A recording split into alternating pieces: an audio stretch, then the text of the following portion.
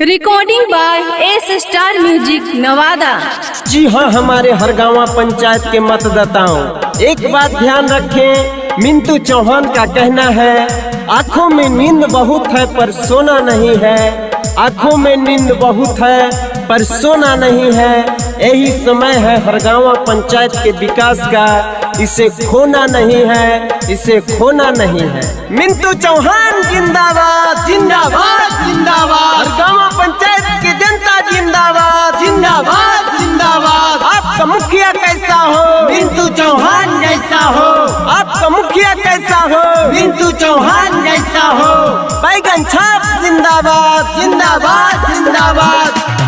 अब की बेटा भैया तू हो बात न भूलई है, घरे घरे जाके ये बात समझई है। बैगन छाप जिंदाबाद जिंदाबाद जिंदाबाद। अब की बेटा भैया तू हो बात न भूलई है, घरे घरे जाके ये बात समझई है।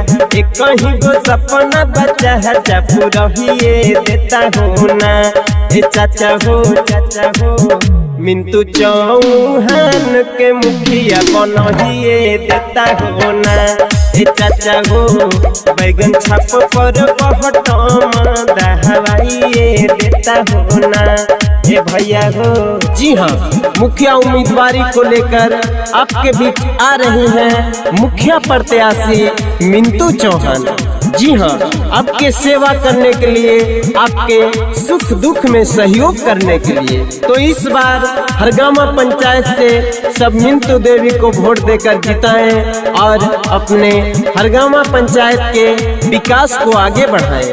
हरगांवा पंचायत के एकता जिंदाबाद जिंदाबाद जिंदाबाद। मांग संख्या 6 की जनता जिंदाबाद जिंदाबाद जिंदाबाद। हादसे में नहीं आना है, मिंटू चौहान को जिताना है। और ग्राम पंचायत में हाला बा मिंटू चौहान के नाम। किसानों का मुखिया कैसा हो? मिंटू चौहान जैसा हो। मुखिया बनाई दाए चाची होई तो विकास हरदम। हर ग्राम पंचायत में हाला बा मिंटू चौहान के नाम। मुखिया बनाई दाए चाचा होई तो विकास हरदम।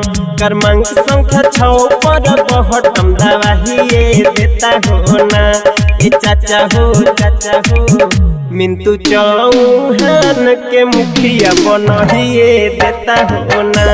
ए भैया हो बैगन छाप पर बहटम दहवाइए देता हो ना।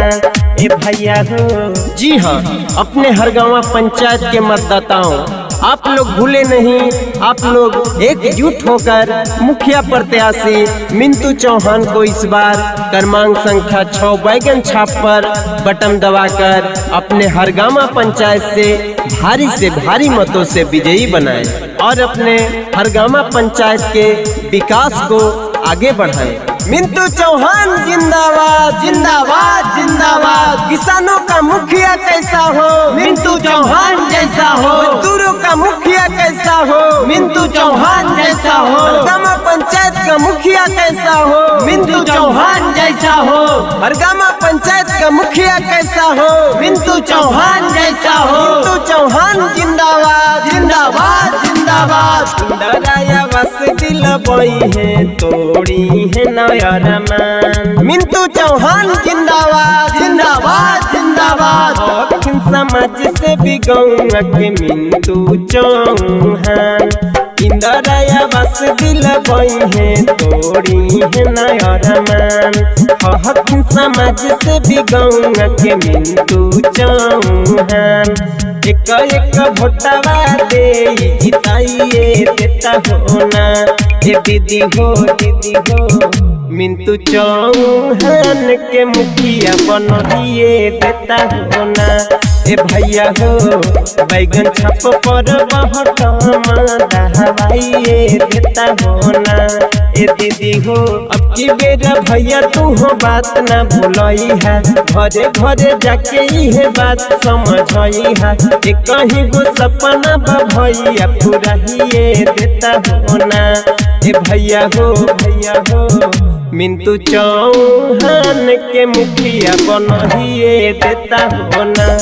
ए भैया हो बैगन छाप पर बहटम दहवाइए देता हो ना ए भैया हो।